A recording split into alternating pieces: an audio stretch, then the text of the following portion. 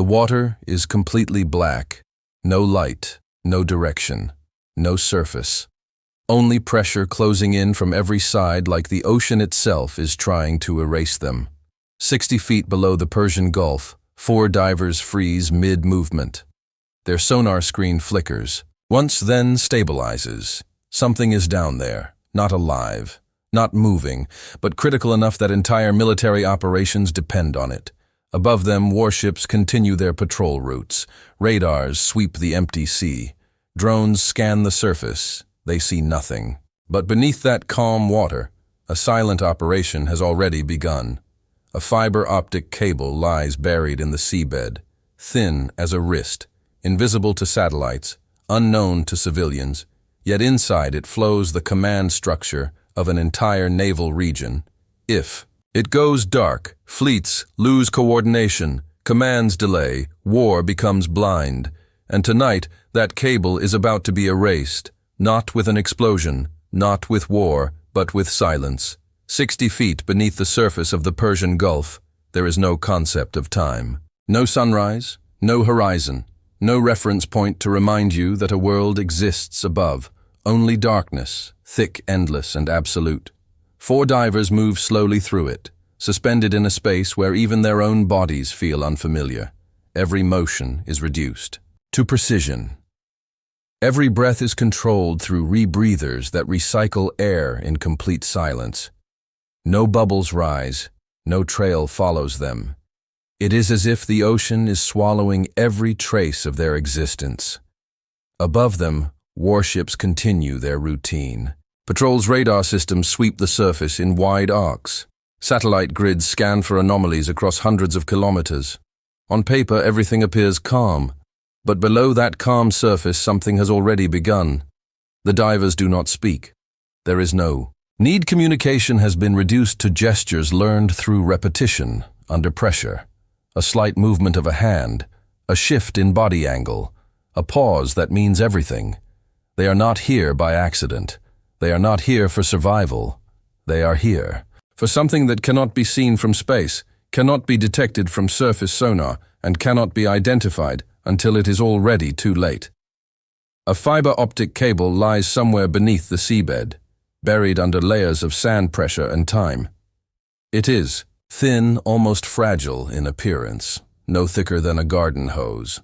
But inside that fragile line flows something far more critical than electricity or data. It carries military coordination across one of the most strategically sensitive waterways in the world.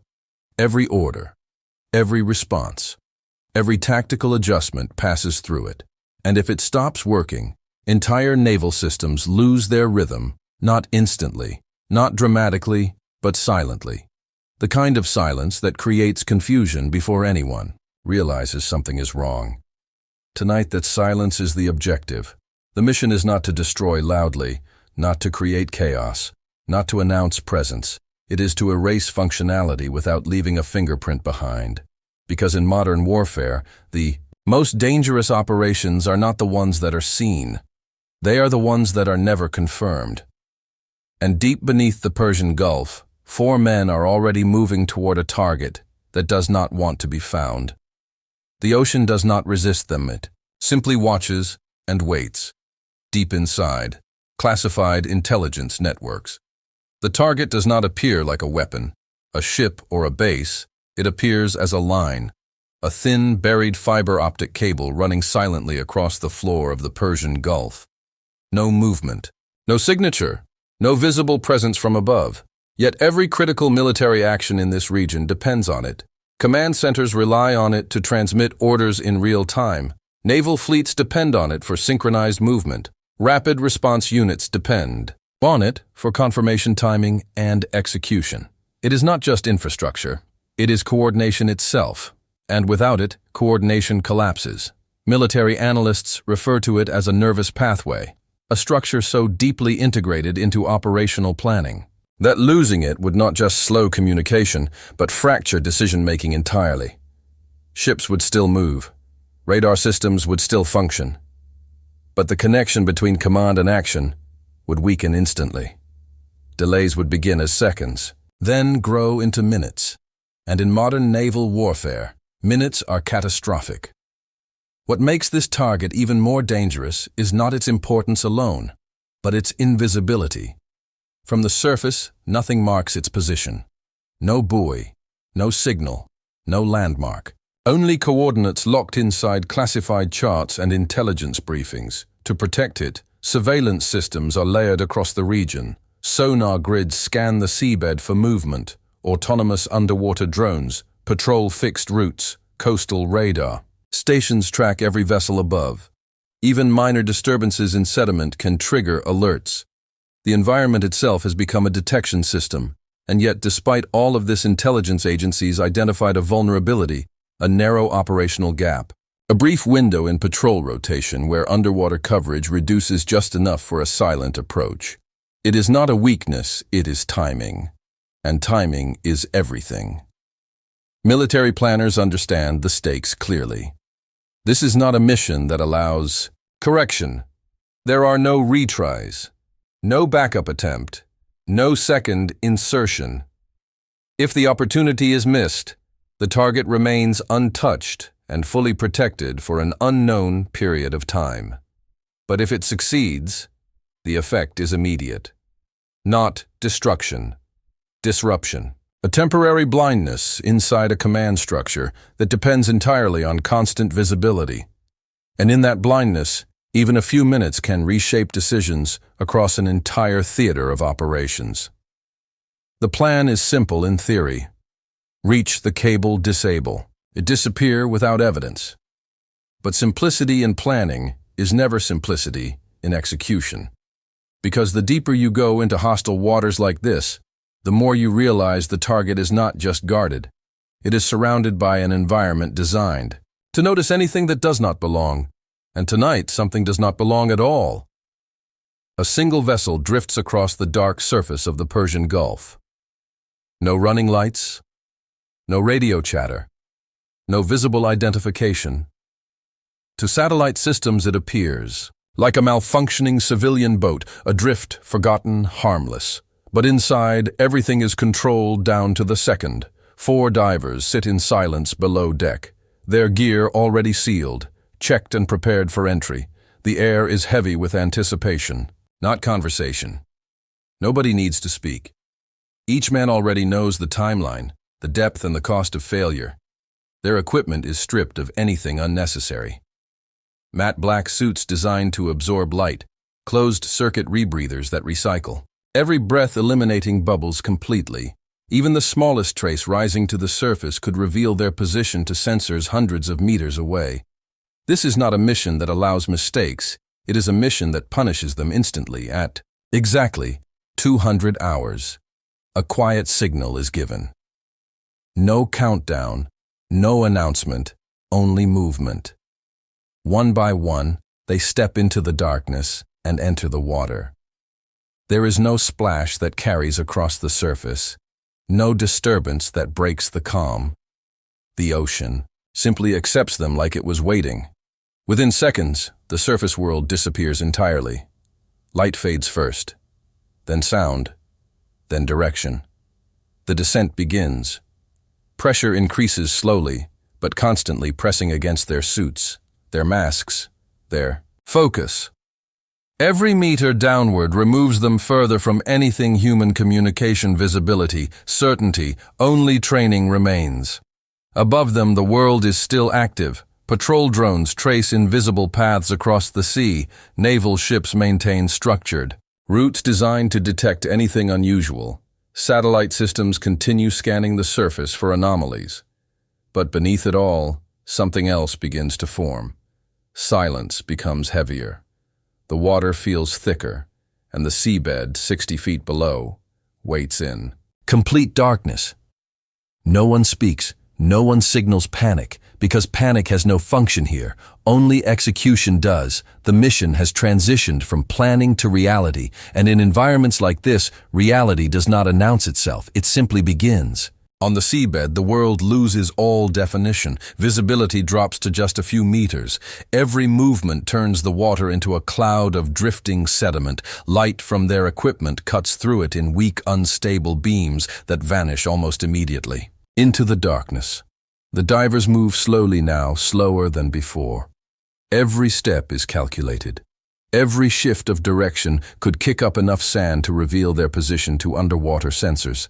They are not alone down here, even if nothing is visible. Something is always watching. A faint sonar signal pulses through one of their wrist devices. It is weak at first, barely distinguishable from natural interference. But as they advance, the pattern begins to change. It becomes consistent, intentional, a line. The team halts. For a moment, there is only suspended silence beneath the Gulf floor. Then it appears, a thin, unnatural structure cutting across the seabed, partially buried under layers of sand, shaped too cleanly to be natural, too precise. To be accidental, the cable. It lies there like a dormant artery of war, silent, fragile in appearance, but carrying the full weight of military coordination across the region. No movement, no vibration, no sound. But its presence alone changes everything. This is not just a target found. This is the point of no return. Because reaching it means entering a zone that is actively monitored by systems designed specifically to detect disturbance at the seabed level. Autonomous underwater drones patrol. Hidden corridors beneath the Gulf acoustic sensors listen for pressure changes in the sand. Even slight displacement of sediment can trigger alert protocols across multiple naval units. The environment itself is not neutral. It is defensive. The team stops completely now. No movement. No adjustment. Only observation. The silence feels heavier than before, as if the ocean itself has recognized their presence. They are no longer searching. They are no longer moving blindly through unknown terrain. They are positioned directly inside a monitored system that was never meant to be breached. And somewhere above them, a response mechanism is already capable of activating. If they are detected now, there will be no negotiation, only reaction. But for a few seconds more, nothing happens. The cable remains still, the ocean remains quiet, and the mission moves one step closer to becoming irreversible. Time stops behaving like time beneath the ocean floor. Every second stretches longer than it should. Every movement feels heavier than physics should allow. Even thought itself slows, compressed by pressured darkness, and the constant awareness that they are inside a space designed to detect them. The four divers are no longer a team in the traditional sense. They are isolated units sharing the same mission. Communication is stripped down to nothing but hand signals, small precise movements learned through repetition under controlled conditions. There is no room for hesitation, no room for interpretation. Only execution. The cable lies ahead, partially buried in sediment, but reaching it feels further away than distance alone can explain. Because distance here is not measured in meters, it is measured in risk. Above them, surveillance continues without pause. Drones sweep predefined paths beneath the surface layer. Sonar grids pulse across the seabed in invisible waves. The entire region is structured to detect anything that does not belong, and they do not belong, the pressure. Inside the water is not just physical, it is psychological. Every diver feels it differently, but it exists in all of them. The awareness that one mistake will not just fail the mission, but expose it entirely. One diver adjusts position slightly. It is barely noticeable. But in this environment, even barely noticeable is dangerous. The others freeze for a fraction of a second, waiting for confirmation that nothing has been triggered. No alarms, no movement above, no reaction from the surrounding systems, nothing. The silence remains intact, but it no longer feels empty. It feels aware. The ocean is no longer just an environment. It feels like a presence surrounding them, watching for deviation, waiting for imperfection. Fear exists, but it is controlled, suppressed, contained, beneath training so deep it overrides instinct. These men are not reacting emotionally anymore. They are operating mechanically, like parts of a system designed for moments, exactly like this, still beneath all control. One truth remains constant. They are deep inside a space where discovery does not lead to warning, it leads to elimination. and the cable is still ahead, waiting in silence that feels less like absence and more like judgment. The cable is now directly beneath them. No movement, no sound. Just a dark line embedded in the seabed like it has always belonged there, like the ocean itself placed it and forgot. But now comes the most dangerous phase of the mission. Not the approach, not the infiltration. The act itself, because destroying the cable is not enough. It must not look destroyed. The entire objective depends on deception. One diver moves forward first, slowly, carefully. He does not touch the cable yet.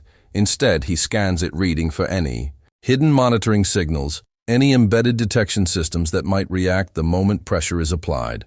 Nothing. No active electrical feedback. No immediate alarm trigger. Clear. A second diver opens a compact tool case. Inside is not a standard cutting device. It is engineered specifically for this purpose, built to mimic natural failure patterns found in decades of underwater cable damage. Not sharp destruction, but believable decay. The ocean does not tolerate perfection. Real cable failures happen through stress, corrosion, pressure shifts, and time. The cut must replicate that language perfectly.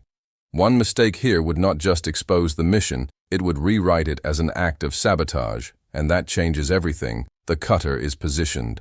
Slowly, precisely, the blades close around the armored exterior of the cable. At first resistance, the steel layers hold, designed to survive crushing pressure, seabed movement, and decades of wear. Then pressure increases.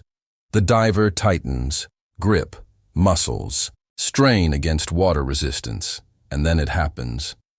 A low, silent fracture runs through the cable. Not loud, not explosive, just a controlled break that feels almost natural, like something that was already failing, finally gave up. For a brief moment. Nothing moves, then the team shifts instantly. Sand is carefully displaced over the breakpoint. Frayed edges are subtly adjusted. Debris is removed piece by piece. Every motion is practiced, rehearsed, controlled. The goal is not to hide evidence. It is to replace it with a story. A story the ocean will tell on its own, that nothing unusual happened here, that time simply caught up with what was already weak. And in the distance, unseen systems continue scanning the seabed, but they detect nothing. Out of place. Only silence remains, perfect and dangerous. The mission should have shifted into clean extraction. But the ocean is never that cooperative.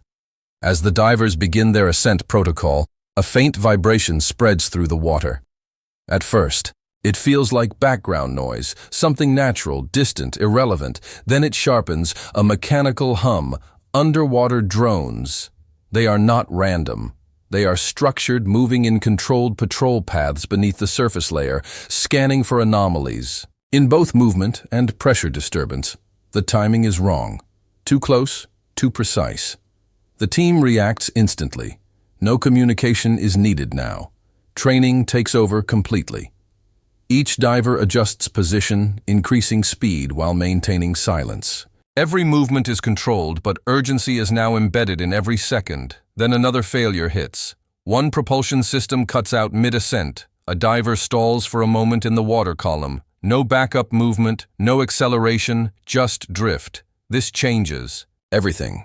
Now he must swim manually, burning oxygen faster, increasing physical strain, reducing survival margin in real time. Above them, something else shifts. A naval patrol vessel alters course. Subtle, but intentional. It is not close enough yet to confirm detection, but close enough to eliminate certainty. The ocean is no longer passive. It is active. The extraction window is collapsing. The team pushes upward toward the ascent point. Now separated slightly in formation, speed increases, but control must remain absolute. A single panic response would create noise. Noise would create detection. At the surface, the extraction vessel is no longer directly overhead. It has drifted. Not far, but enough, a dark silhouette moving slowly across. Open water partially exposed against faint ambient light. That distance changes everything, because now the final phase is not just ascent. It is exposure. The divers break the surface carefully, keeping their bodies low, minimizing disturbance, but between them and the vessel lies open water, hundreds of meters of visible, unprotected space. No cover, no darkness, only distance, and silence that feels heavier than the mission itself. They begin the surface, swim, slow-controlled, almost invisible. In movement, every stroke is minimized, every ripple reduced. From afar, they look like drifting debris rather than human presence. Behind them, the underwater drones continue their loops, but they do not turn. Not yet. The extraction vessel crew finally spots them. A rope is dropped into the water without hesitation. One by one, the divers pull themselves aboard, exhaustion hidden beneath discipline. Gear is recovered immediately. Equipment is sealed. Evidence is controlled down to the smallest fragment. But the real danger is not behind them anymore. It is what they almost became part of. Because the ocean did not stop watching. It simply chose not to react in time. Hours pass after the extraction vessel disappears into the darkness. The sea returns to its original state, calm on the surface, unreadable beneath it. From a distance, nothing suggests that anything unusual has happened here tonight. No debris, no wreckage, no trace of movement, only water stretching endlessly across the Persian Gulf, carrying ships that continue their normal routes, unaware that something beneath them has changed. Deep inside a coastal military communications center, a technician notices a shift. A single line on a monitoring screen drops to 0, then stabilizes, then fails completely. A critical undersea communication link has gone offline. At first there is no alarm, no panic. The system flags it as routine degradation, likely caused by shifting seabed conditions, pressure fatigue, or natural wear over time. These failures happen regularly across underwater. Infrastructure repairs are scheduled automatically. No urgency is assigned, no suspicion is recorded. The report is logged. Probable natural cable failure. But what is not visible in the report is what begins to unfold next, within hours. Communication. Timing across multiple naval coordination points begins to shift slightly. Orders take longer to confirm. Responses arrive with delay. Coordination between units becomes less synchronized, not broken, just slower. And in modern military operations, even slight delays change outcomes. Ships still move, systems still function, but the rhythm between command and execution is disrupted in ways no screen fully captures. Far away from any official record, intelligence analysts will later notice a temporary gap in operational efficiency during this exact window. But there is no footage, no signal trace, no evidence of interference, only absence. Meanwhile, the divers are already gone. Their vessel has blended back into maritime traffic patterns. Indistinguishable from any other movement across the Gulf, equipment is dismantled, gear is sealed. Every trace of the mission is reduced to controlled silence. There is nothing left to investigate, because nothing appears to have happened, and yet something fundamental has shifted beneath the water. The cable will be repaired within days. Systems will restore themselves. Operations will return to normal. But for a brief window in time, the entire structure of command and coordination moved. Slightly out of alignment, just enough to matter, but not enough to be seen. And that is the true nature of silent warfare. Not destruction that is witnessed, but disruption that is never proven. Somewhere deep beneath the Persian Gulf, the ocean carries the only record of what happened, and it does not speak.